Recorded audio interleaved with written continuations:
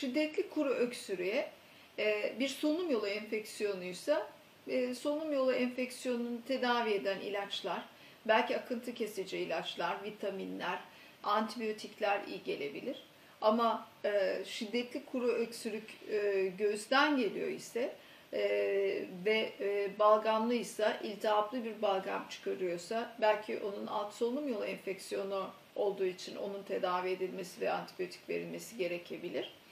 Veya kuru öksürük nöbetler halinde oluyor ise, gece uyandıran bir öksürük ise, birlikte göğüste hırıltılar ara sıra oluyorsa, balgam kusturuyorsa, koşunca, gülünce, ağlayınca oluyorsa, mevsim dönüşlerinde daha fazla oluyor ise, o zaman alerjik öksürük olduğu düşünülür ve alerjinin tedavisine geçilir. İnatçı öksürüğün, devam eden öksürüğün altında mutlaka önemli bir hastalık vardır ve hastalığın ne olduğu teşhis edildikten sonra tedavisi daha iyi yapılabilir.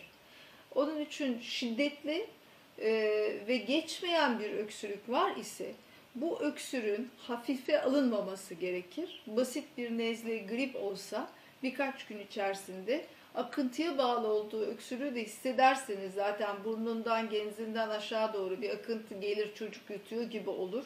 Burnu dışarıya akar. Ailede başka bireylerde solunum yolu enfeksiyonu vardır. Hepiniz hastalanmışsınızdır, birbirinizden alıyorsunuzdur enfeksiyonu. O durumda basit nezle ilaçları, burnunu serum fizyolojikle yıkamak, C vitamini vermek, bitki çayları kullanmak doğru olacaktır. Ama onun dışında bu söylediklerimin hiçbiri yok.